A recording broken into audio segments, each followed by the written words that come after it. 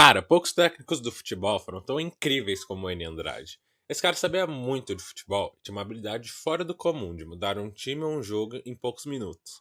Ele até ganhou um campeonato brasileiro invicto. O Eni ficou famoso no Brasil por ser um dos melhores treinadores de equipes vencedoras, e ainda conseguiu ganhar 3 títulos nacionais em só 7 anos. Esse cara era um gênio de estratégia, um mago do vestiário e um verdadeiro vencedor. E o mais legal é que ele foi ídolo de torcedores de vários times diferentes, tipo o Grêmio, o Internacional, o Náutico e o Santa Cruz. Então bora relembrar a carreira desse mito do futebol brasileiro. Mano, o Eni Andrade era um maluco por futebol desde sempre. Ele começou a jogar bola no São José do Rio Grande do Sul antes de fazer 18 anos e foi um meio esquerdo habilidoso, com uma visão de jogo incrível e técnica de sobra. O cara jogou em vários clubes do Sul, no Palmeiras, no Náutico, e ainda foi campeão do torneio Pan-Americano de 56, no México, pela seleção brasileira. Depois que pendurou as chuteiras em 62, Enio demorou um pouco para cair na real que poderia ser um treinador de futebol, mas acabou se jogando nessa nova carreira no começo dos anos 70, quando treinou o Sportivo de Bento Gonçalves do Rio Grande do Sul. Mesmo sem ter muita experiência como técnico, ele se saiu super bem, por já saber o linguajar dos jogadores e como lidar com cada um. O Sportivo não ganhou nenhum título, mas jogou muito bem nos campeonatos gaúchos da época, o que chama a atenção do Grêmio, que contratou o Enio em 75. Galera, quando o Enio Andrade foi pro Grêmio, ele não conseguiu acabar com a sequência de títulos do Inter, que era o melhor time do país na época e tinha um timaço com jogadores de altíssimo nível, como o Manga, o Figueiredo, o Carpegiani, o Falcão, o Flávio e vários outros. Em 76 ele foi para Recife para treinar o Santa Cruz, e lá as coisas mudaram. Depois de terminar entre os líderes nas 3 primeiras fases do Campeonato Pernambucano, o Santos foi campeão estadual ao massacrar sem piedade seus maiores rivais na fase final. Contra o Sport, o Santa ganhou por 4-0, contra o Náutico, outro sacode, 5-0. Além do talento do Eni montar um time competitivo, o Santa Cruz teve o artilheiro Nunes como destaque naquela competição. Esse cara era um matador de verdade, depois brilhou demais com a camisa do Flamengo. Depois do título, o Eni rodou por Sport, Juventude e Coritiba entre 77 e 79, até que finalmente conseguiu uma chance de ouro num clube onde ele ia fazer história, o Internacional. Eni Andrade chegou no Inter em 79, na maior pressão. A torcida estava cobrando uma taça de peso depois de 8 anos de hegemonia perdida para o Grêmio e uma campanha fraca no estadual. Mas ele não se intimidou e mostrou logo do cara capaz. Com os reforços de Benítez, Cláudio Mineiro, Bira e Mário Sérgio, além de jogadores jovens de muita qualidade, como o jovem Mauro Galvão, o Valdomiro, o Batista e o Falcão, o técnico arrebentou no esquema tático 4-3-3 e já no Campeonato Brasileiro de 79, que tinha 94 times, mostrou que a parada era séria. Na fase de grupos do Campeonato Brasileiro, o Inter de Eni Andrade mandou bem demais. Foram 6 vitórias e 3 empates em 9 jogos, com 18 gols marcados e só 5 sofridos. Na segunda fase, liderança no grupo C, com 4 vitórias e 3 empates em 7 jogos, 10 gols feitos e só 2 tomados. Ainda teve um jogo com o Cruzeiro no Mineirão que foi animal. O Inter venceu por 3-2, com gols de Falcão, um contra e Valdomiro. Quando o Inter enfrentou o Palmeiras de Tele Santana e Jorge Mendonça na semifinal do Brasileirão, muita gente achou que a partida definiria quem seria o campeão da década de 70. O primeiro jogo foi no Morumbi lotado, e o Inter tomou um gol de Baroninho no primeiro tempo, o que aumentou ainda mais a pressão. Mas aí Eni Andrade mostrou que era um mestre dos vestiários como poucos. O técnico sabia como deixar os jogadores motivados e mostrava como consertar os erros quando estavam em uma situação difícil. Ele também era simpático, e isso dava mais confiança aos atletas, que respondiam em campo. No jogo contra o Palmeiras, o time estava perdendo, mas o Falcão, que era um craque, salvou o Inter e conseguiu virar o jogo. Eles ganharam a partida e continuaram invictos no campeonato. Depois, no jogo de volta, o resultado foi um empate, e o time foi para mais uma final do Brasileiro, a terceira em 5 anos. O Internacional teve que jogar no mítico estádio do Maracanã durante a campanha do tricampeonato brasileiro. Foi uma partida difícil contra o time do Vasco, que tinha torcida a seu favor e muita chuva caindo. O objetivo do Inter era pelo menos empatar, para ter pelo menos pressão no jogo em casa. Mas não era fácil, já que Falcão e Valdomiro não jogaram por causa de lesões. O técnico escalou Valdir Lima e Chico Spina em seus lugares, e surpreendentemente, eles jogaram muito bem. O Inter venceu por 2-0, com gols de Chico, Spina e Batista. Esse resultado deu ao Inter a vantagem de jogar pelo empate em casa, mas eles não queriam apenas empatar, eles queriam ganhar. Foi isso que aconteceu. O Inter ganhou por 2-1 com gols de Jair e Falcão para fechar com chave de ouro a campanha do tricampeonato brasileiro. O Internacional arrasou, foi tricampeão sem perder nenhum jogo. Foi um recorde que até hoje nenhum outro time conseguiu bater. Eles jogaram 23 partidas, ganharam 16 e empataram 7, marcando 40 gols e sofrendo apenas 13. Foi uma campanha incrível, que ninguém pode negar. Nenhum time conseguiu fazer o mesmo desde então. E do jeito que o Brasileirão é hoje, é difícil que isso aconteça novamente. É uma façanha que será lembrada para sempre. Em 1980, o Enio Andrade continuou no comando do Inter, mas dessa vez para buscar um título super importante, a Copa Libertadores.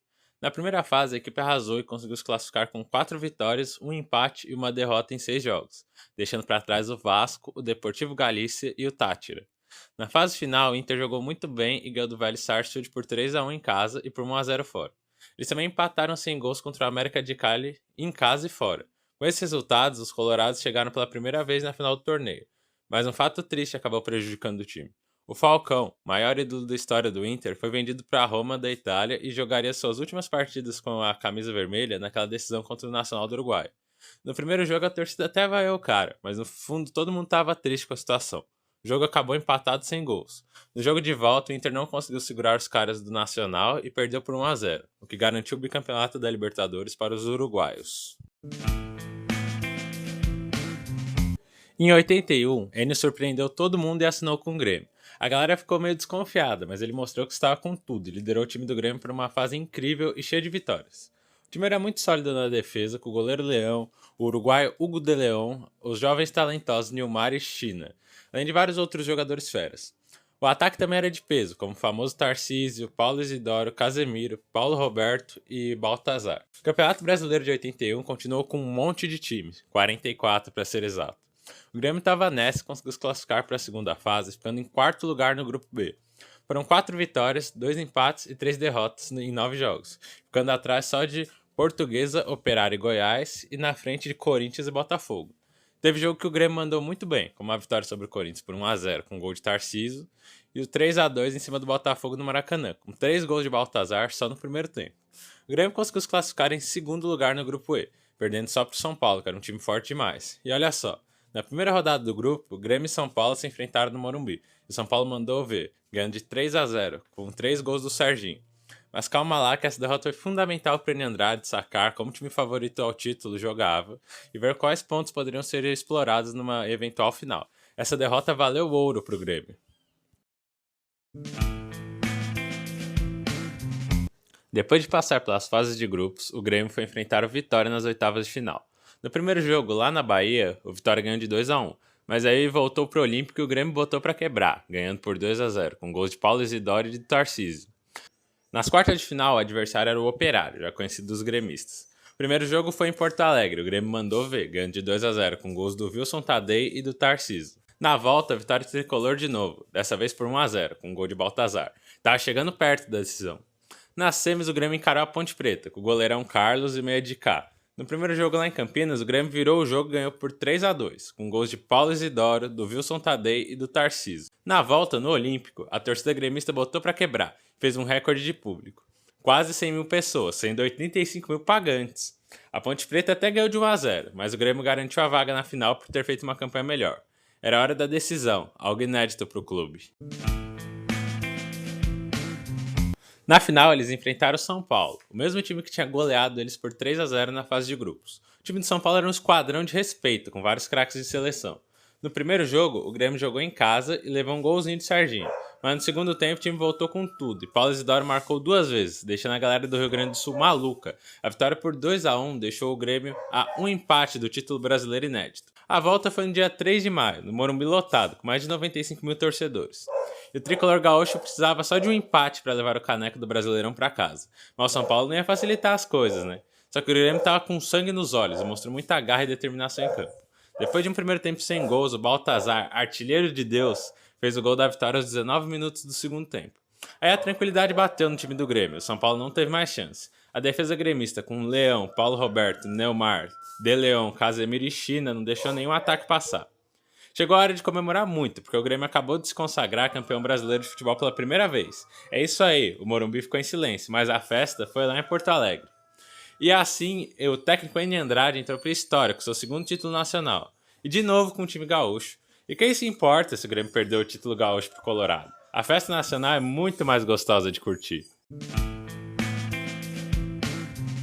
Em 82, rolou a primeira participação do Grêmio do técnico Enio Andrade na Copa Libertadores da América.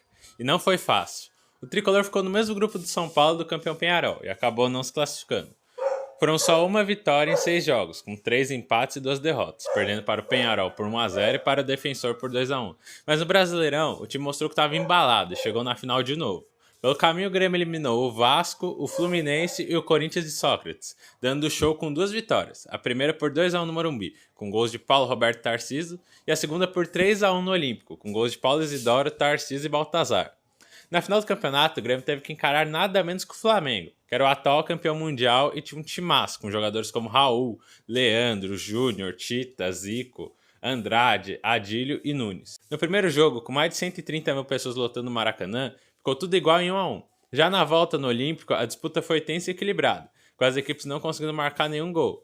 Aí teve que rolar o terceiro jogo no Olímpico de novo. E nesse jogo, o artilheiro das decisões, Nunes, marcou o gol da vitória do Flamengo aos 10 minutos do primeiro tempo, dando o bicampeonato brasileiro para o time carioca. Depois de perder o tricampeonato brasileiro próprio, o Enio Andrade deu uma pausa, ficou um ano de boa, guardando energia para o que vinha pela frente. E não é que em 84 ele voltou a trabalhar e conseguiu levar o Náutico a conquistar o título estadual?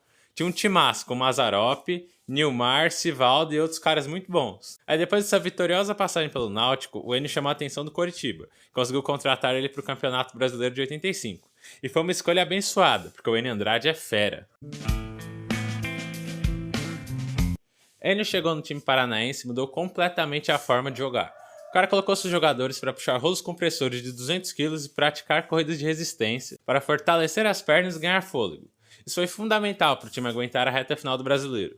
Além disso, ele fazia o time reserva jogar igual ao adversário seguinte, para que seus jogadores já estivessem acostumados para o dia de jogo. E o time jogava com muita marcação, vontade e velocidade nos contra-ataques. O time começou mal, mas depois melhorou na segunda fase e ainda teve uma pausa por causa das eliminatórias da Copa do Mundo. Quando voltou, o Coritiba já estava um timaço, super bem montado e chato pra caramba de enfrentar. No meio de campo tinha jogadores pegadores, como Almir, Marildo e Tobi, mas também era veloz, com Marco Aurélio, Elson ou Paulinho entrando. Já no ataque, os pontas Lely e Edson davam trabalho para as defesas, e Indy chegava para empurrar a bola para o gol.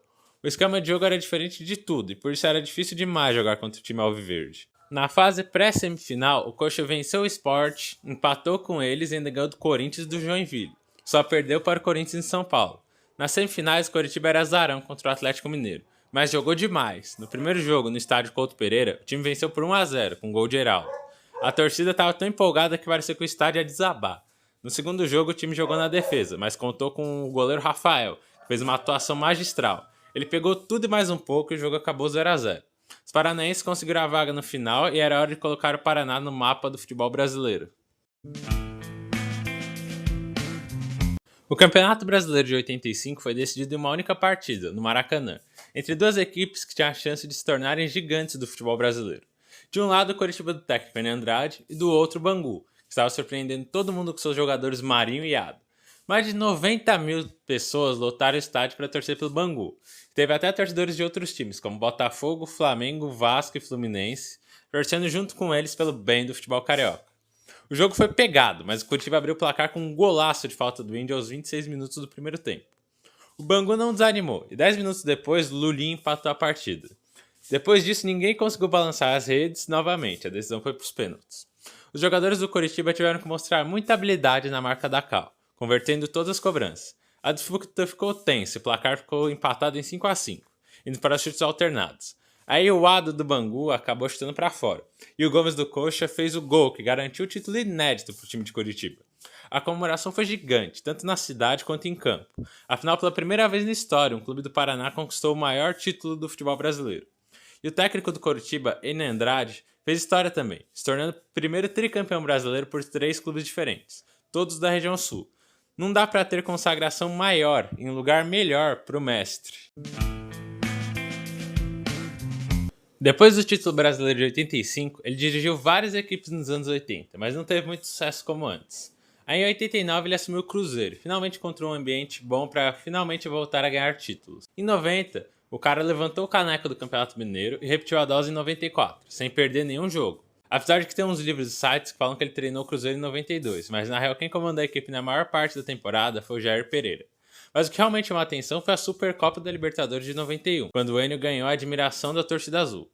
Para chegar lá, o Cruzeiro teve que enfrentar o Colo-Colo do Chile, 2 jogos sem gols e vitória nos pênaltis por 4-3, o Nacional do Uruguai, 4-0 em casa e derrota por 3-0 fora, e o Olímpia do Paraguai, empate em 1-1 e 0-0 e vitória nos pênaltis por 5-3. A grande final foi contra o River Plate da Argentina, que ganhou o primeiro jogo na Argentina por 2-0. Mas aí veio a volta e o Reni mostrou que o mascote do Cruzeiro, a Raposa, era só uma aprendiz perto da malandragem dele. Já contei como o Enio levou o Cruzeiro à final da Supercopa Libertadores, mas olha só o que ele fez antes do jogo final no Mineirão. O técnico conseguiu um gandula chileno para ficar bem pertinho do banco de reservas do time argentino e passar as informações sorrateiramente. Quando o treinador argentino, o Daniel Passarella, falava alguma coisa no banco ou para um jogador específico, o gandula maroto saía correndo até o banco do Cruzeiro para contar tudo. Com as informações do inimigo, o Enio conseguiu anular os rivais taticamente e dar o título para o Cruzeiro, que ganhou o jogo por 3-0. Com 2 gols do Mário Tilico e um do Ademir. Depois de sair do Cruzeiro no início de 92 e treinar o Bragantino Internacional pela 4ª vez, Enio Andrade voltou para o Cruzeiro em 94 e 95. Na sua última passagem, ele terminou sua história com o time azul de uma forma incrível, ganhando a Copa Ouro e garantindo um lugar na Supercopa da Libertadores de 95. Na final, eles enfrentaram o São Paulo de Tele Santana, que já não era tão forte como antes, mas ainda tinha muitos jogadores bons, como Zete, Bordon, Ronaldo Luiz, Toninho Cerezo, Denilson, Caio e Palinha. No primeiro jogo, no Mineirão, São Paulo marcou 1-0 com apenas 7 minutos, e o Cruzeiro recebeu várias expulsões. Primeiro foi o zagueiro Rogério, e depois Vandercy, Fabinho e Marcelo Ramos foram expulsos por reclamação. Com apenas 7 jogadores em campo no primeiro tempo, Enio Andrade sabia que seu time seria massacrado pelo São Paulo de Tele. Então, o Enio Andrade teve que bolar uma ideia maneira para manter seu time vivo na competição e já começar a pensar no próximo jogo. Ele falou para o meia Luiz Fernando Gomes simular uma contusão logo no início do segundo tempo, para forçar o juiz a acabar a partida, porque as regras não permitem que um time jogue com menos de 7 jogadores. Gomes fez o que o técnico pediu e esperou o momento certo para fingir que estava machucado. Aí a partida acabou, São Paulo saiu de Minas com só um gol de vantagem. Aí na volta, o Dinei mandou o gol do Cruzeiro que levou a decisão para os pênaltis. E nessa, os caras de Minas ganharam por 4-1 e levaram o título e a vaga na competição continental. Tudo isso graças à malandragem de Enio Andrade, que manteve o time vivo de uma forma polêmica, mas totalmente de boa. Depois de ganhar o título, o técnico foi demitido do clube no meio do Campeonato Brasileiro, o que deixou ele e a torcida azul na maior tristeza, porque eles já estavam contando com aquele título nacional daquele ano. Mas aí o Cruzeiro perdeu na semifinal para o Botafogo, que acabou sendo campeão de 95. E aí, galera, depois de 95, o Enio Andrade não treinou mais nenhum time. Sofreu pra caramba, com anos e anos de vício em cigarro. A nicotina acabou com o pulmão dele, e o mestre dos vestiários morreu em 97, com 68 anos, em Porto Alegre, a cidade que ele tanto amou, quando treinou o Internacional e o Grêmio, em 79 e 81. Lá em Curitiba, a cidade chorou a perda do único cara que conseguiu levar um time de lá a ser campeão do Brasil. E em Recife, as torcidas do Santa Cruz e do Náutico ficaram tristes demais com a partida do Paizão, que fez eles dançarem frevo extra em 76 e 84.